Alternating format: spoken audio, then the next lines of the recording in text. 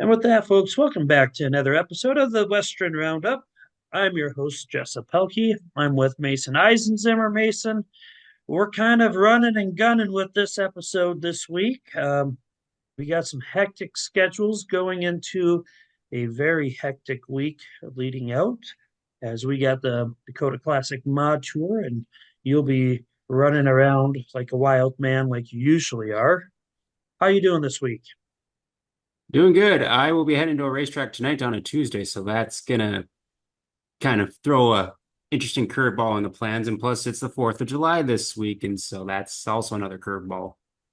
Yep, a lot going on. Mason gets to watch Wasota late models, Wasota modifieds, and a double feature night for the NOSA 410 sprints over at the River City Speedway. So he'll be having a fun night. So we got to make this kind of short and quick, and I can't jibber jabber too much.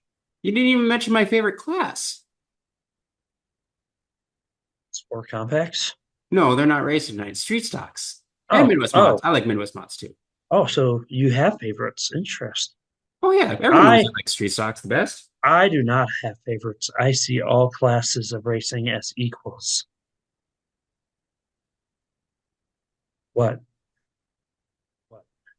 Anyways, let's get going here so you don't have to get a speeding ticket to get up to Grand Forks tonight. So this week kicked off early as it was Thursday night, which saw the Sheridan Speedway kicking off night one for the Midwest Modified Summer Showdown. And we're just going to kind of do a one recap for the Midwest Mod Summer Showdown as they had a lot going on.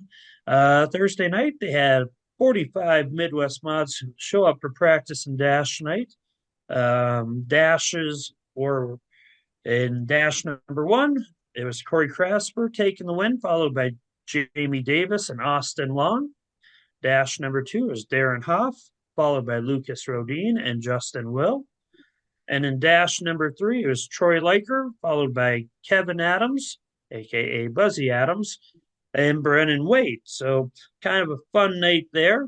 We kind of recapped the week about a week ago on how their dash night was set up a little differently uh, as it was practices, and they also added some extra money in for the drivers. So kind of a cool deal there. Friday night's qualifying feature was won by Corey Krasper, who went +8 to beat Bart Taylor, who got second, and they were followed by Lucas Rodine, who went +4. The hard charger for the night was Justin Will going +9 to finish 12th. And good night of racing there. A lot of heats. I think they had 14 different heat races there. And we're just going to mainly focus on qualifying and dash winners until we get to Saturday. In the street stocks, they had five in attendance, and it was a broomy for Troy CPAC Jr. as he took the heat in feature win for the night. And then going into the final night at Sheridan, 47 Midwest mods are still on the premises. Um, so a really good lifespan for all the mods for the field. I mean, usually when you get that many cars, you tend to lose a bit more than just two. Uh, but it was Corey Krasper taking the big $10,000 win. He was followed by Lucas Rodine and Jamie Davis. So top three were all travelers. But I mean, if you look at those top three names, Mason, there's nothing to be disappointed about being beat by them. Corey Krasper is an amazing driver from the Wisconsin area. Lucas Rodine, we know him very well in our neck of the woods, and Jamie Davis is a very good Canadian racer as well.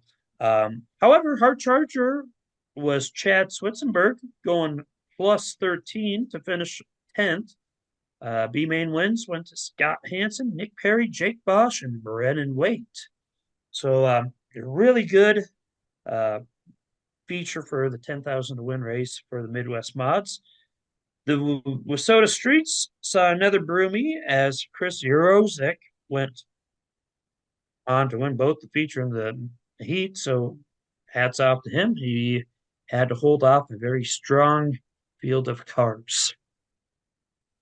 So a couple notes on the weekend at Sheridan. So hats off to the track crew because they had a storm roll through on Thursday before their practice and dash night, and so they actually got that track back in shape pretty quick, and so that was definitely kudos to them. And yeah, there was definitely a nice field of Midwest modifieds. I liked seeing all the different drivers from like South Dakota and a few from our neck of the woods in North Dakota and Canada. So um, definitely, I hope they have that again because if I have another off weekend like I did this year, I might try to make a trip over there. Yep. And a couple of familiar names for us were unable to make the tow out there. Mason, you want to give a little more details on that? Yeah, so the Nichols, Mike and Tommy, they were on their way out to Sheridan, and I believe they had an axle break or something on their tow rig, which basically put them out of commission for the weekend, and potentially with how long it'll take to fix and the seriousness of it might put them out of commission for a few weeks. And so, um, kind of unfortunate because they were kind of planning a whole vacation around in the Black Hills. So I think they got a little bit of the vacation, just didn't weren't able to bring the hauler with. And so those two would have been added to that very stacked field as it was. And so yeah, like there's a lot of heavy hitters that went out there. And that's good to see. That's good that it attracted a lot of the heavy hitters from around. And I'm sure I know I saw a lot of great feedback from the people that we know on how the hospitality and the way the event was run. And so hopefully that continues to grow and it's a kind of a recurring event in the future. Yeah, a lot of good things came out of the weekend.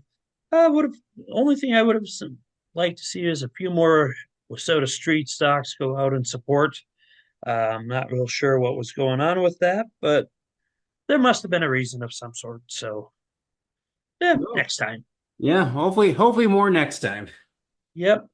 So let's move on to Friday. Mason, Black Hill Speedway had the ASCS Northern Plains Sprints.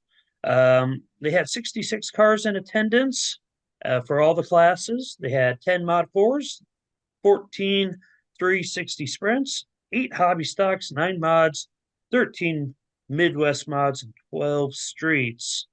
In the Mod 4s, there's Tommy Bowden picking up the win. Tommy, a traveler from Minnesota. So it's good to see the Mod 4s starting to get out west and support the racing out west. Dean Larson would go +5 to get second. Rob Arland, or Rob Arloud. Is it Arloud? Arlid? I think it's Ireland. Yep. Arlid? No, is it AU? It's Oh AUD. no, wait. There's no N. Arloud. No, yeah. So it's probably our Arlid? All right. Well, again, as we say every week, if we say it wrong, correct us because we will never know unless you guys help us out. Yep. Anyways, heat wins go to Tommy Bowden and Tristan Torres, giving Tommy a broomy on his opening night of racing for the weekend. In the IMCA hobbies, it was John Garrigan Jr. picking up the feature win and Travis Landor Landry, yep. taking the heat win. In the IMCA mods, another broomy would go out as it was Connor Frisk picking up the heat and feature win. Other winners for the night were Eric Mass as he picked up a heat win as well for the IMCA mods. Wasota Street Stocks, Troy Murner picking up the feature win, followed by Leonard Ferguson and Les Cooney. Warren Poyer Jr. and Troy Murner would also pick up heat wins. So another broomy. We got a lot of broomies going out right now. In the Midwest mods, it was Scott Tyrell picking up the feature win, going +5. He was followed by Brandon Woodhead and Ron Starkey. Brandon would get a heat win as well, along with Rex Conrad. So a good night for the Midwest mods there.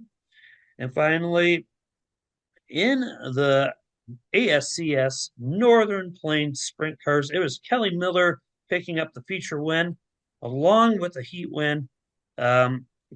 Caleb, I'm going to say this wrong, I believe, but is it says or says? Is it Saiz? I'm going to go says. Size. I'm Saiz? yeah. We're going Saiz. Okay, Caleb Saiz would get second. Logan Hershey would get third. And guess what? All three of them would pick up heat wins as well. So Kelly Miller would get a broom heat, and the others would get miniature brooms. So what's a mini broom? Like A what's the duster? hand broom? Yeah, a dusting broom. A duster. We'll call it a A duster. duster. They both get dusters. Get it? Dirt track, dusters, mini brooms. No, Move no. on. I thought it was pretty good.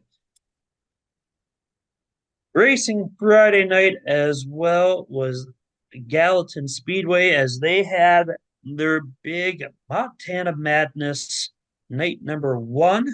They had two divisions of classes, IMCA mods and supers. They had 15 super stocks and 42 IMCA mods, so a really good turnout. They also had inverted heats that night as well. So we're only going to focus basically on the dash wins, and maybe they did have inverted heats.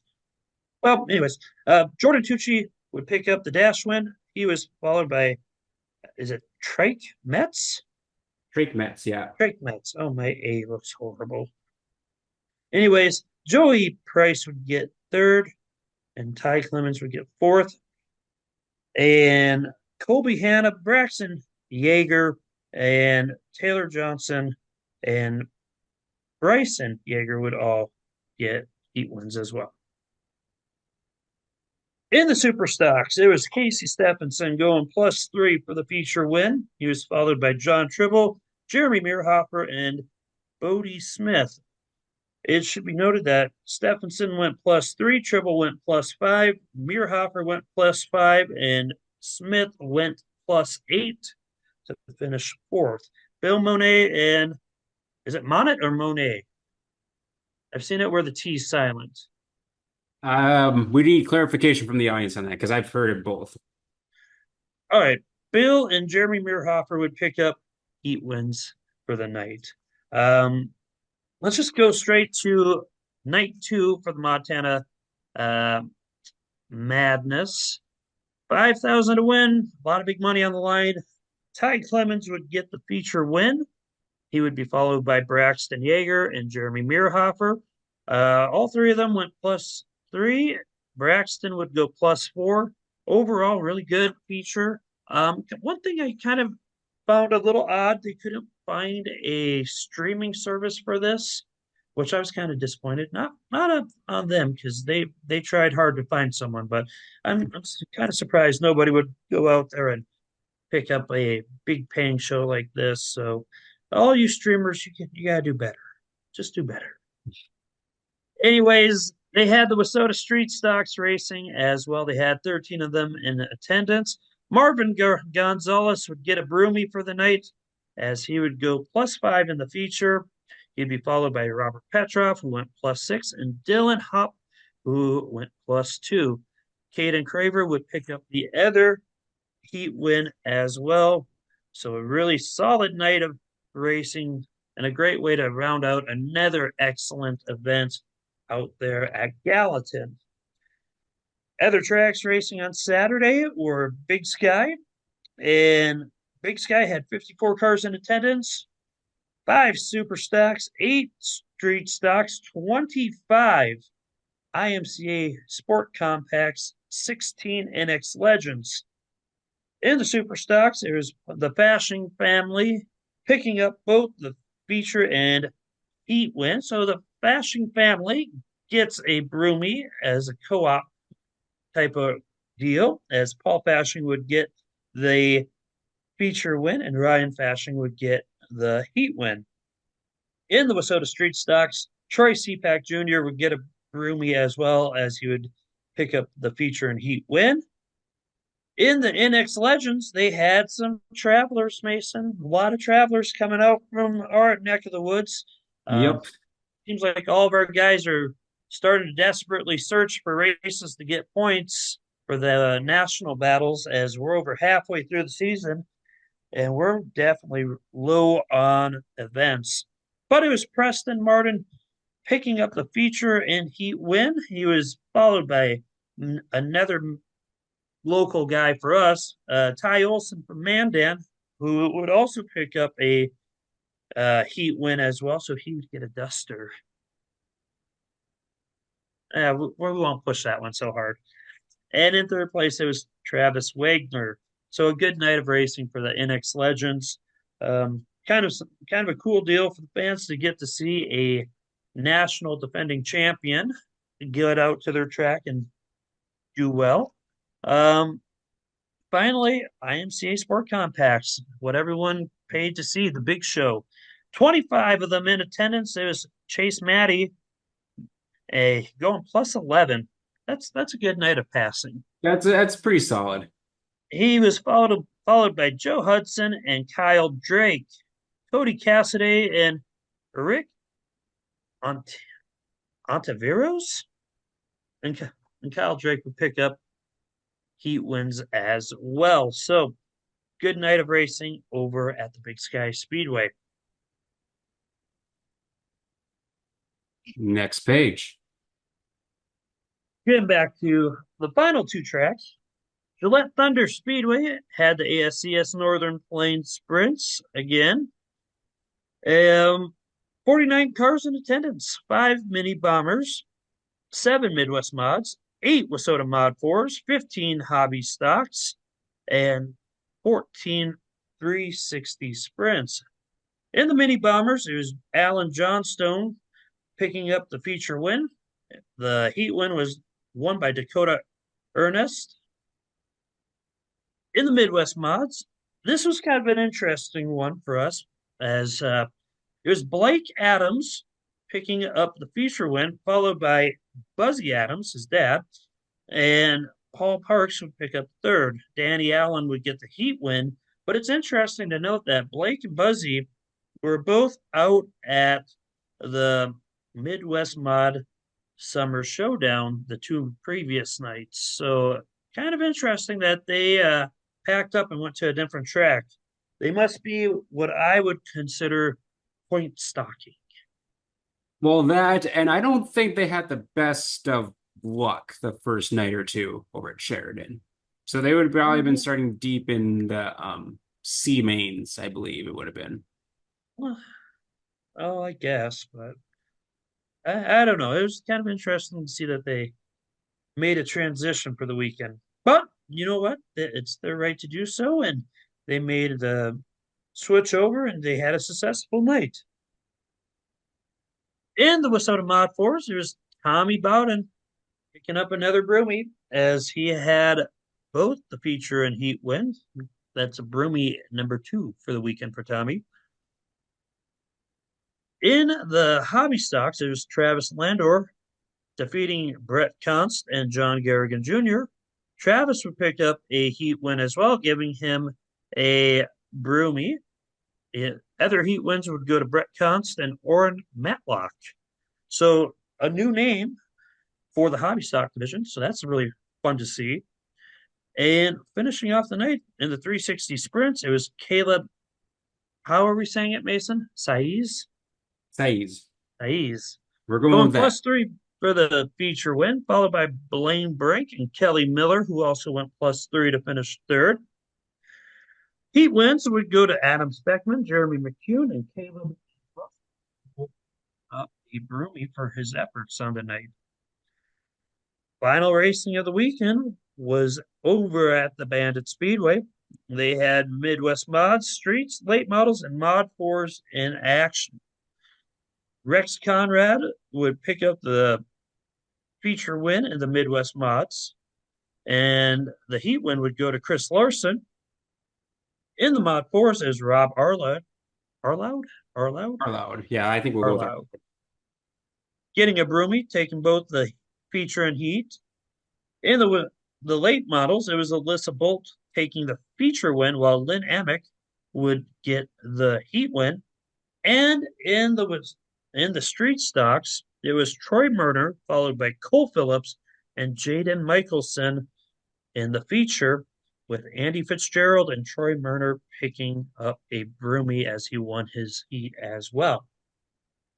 So, with that, that wrapped up racing for the weekend. Quite a few big races taking place out west this last weekend, which is good to see that they had a pretty good turnout for those classes that were showcased, and I think pretty good shows along with it.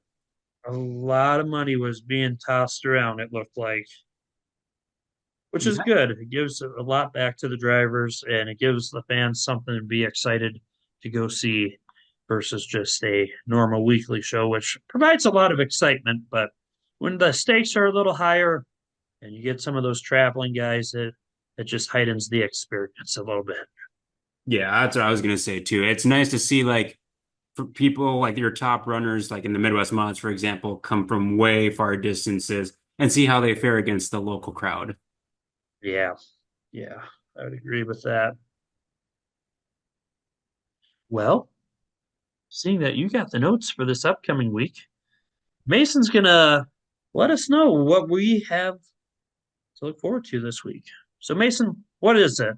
What do we got? So, well, of course, with it being the 4th of July weekend and 4th being on a Thursday, it's a little bit helter-skelter of a schedule, but racing kicks off as soon as today, pretty much, when if I post it correctly on the Yeah. 3rd. It starts with another big paying event for the IMCA Modifieds, a doubleheader taking place in Electric City Speedway in Great Falls. It is the fastest in the Falls 2-day show, with it being 2,100 to win for the IMCA Modifieds both days. They will also be racing with Soda Street Stocks and Rocky Mountain Sprints for both of those days, Wednesday and Thursday. Start time is 7 p.m. at both nights. Admission is $12 for adults, and 12 and under are free. Also on the 4th of July is the Casper Speedway. They have the Bob Shearkolk, hopefully I'm pronouncing that correctly, Memorial, which is an IMCA mod and Midwest mod special. So a little bit of an upped payout for those two classes. So racing as well would be the Mod 4s, IMCA Hobby Stocks, Rocky Mountain Hardtops, IMCA Sport Compacts, and Dwarf Cars, along with the two other mod classes.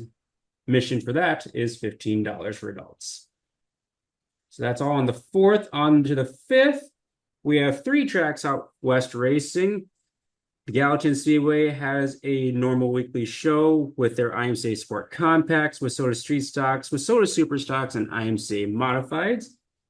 The Idaho Falls Raceway over in Idaho Falls, Idaho. And I don't know if we've talked about them much this year, but Not really. they have a doubleheader going on both on Friday and Saturday the 6th. And they have Outlaw Minis, Street Stocks, IMCA Sport Mods, Sport Compacts, Modifieds, Legends, and Wasota Super Stocks. So plenty of options for cars to watch on the doubleheader, taking place both Friday and Saturday. Start time 7 p.m. both nights.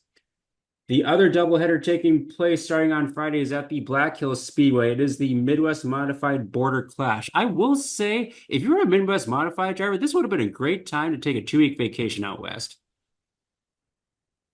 Yes. There's a bunch of money on the line there. For the Midwest Modifieds, it's 1,000 to win at Black Hills, and then it's also in conjunction with the Gillette Thunder Speedway on Saturday, which is also 1,000 to win. And they also have a 2-day points fund as well. I believe the first place points fund is $400, and it kind of goes down from there. So if you race both nights, get a little extra money in your pocket if you race both nights and have a really good performance. And so, of course, Midwest Mods are racing at Black Hills on the Friday the 5th, as well as 360 sprints, IMCA Hobby Stocks with Soda Mod 4s, IMCA Modifieds, and with Soda Street Stocks. And on Saturday the 6th, Gillette Thunder Speedway, kind of in conjunction with the Black Hills Speedway, doing a similar Midwest Modified Border Clash. Again, 1,000 to win. They have Mini Bombers, IMCA Hobbies, Wasota Mod 4s, Midwest Mods, and IMCA Modifieds on their schedule. And then the final race is the Bandit Speedway, having their fireworks night, starting at 7:30 p.m. with Bandit Gnawing Sprints, Modifieds, Stock Cars, Wasota Street Stocks, Wasota Mod 4s, and Wasota Midwest Modifieds. And no racing on Sunday the 7th, as Sheridan, after a much deserved or a very successful event is taking this Sunday, the 7th, off. And that is your schedule for out west. Sounds like a good, what, 5 day stretch of racing? It would be four, technically. I guess. 3, 4, 5, 6. Yep. I did that motion wrong. Sorry. You had me confused there, but I guess that doesn't take much to confuse me. No, I, the Western fans, they should keep their eyes open this week. They might be having some visitors coming in from the West Coast as they make their way over to the Dakota Classic Modified Tour, which is coming up after the 4th of July. So, you might not get all of the guys over, but there's definitely a chance you're going to get one or two of them as racing kicks off this Saturday over at the Jamestown Speedway, and they have approximately what, 6 nights of racing? Yeah, 6 nights of racing.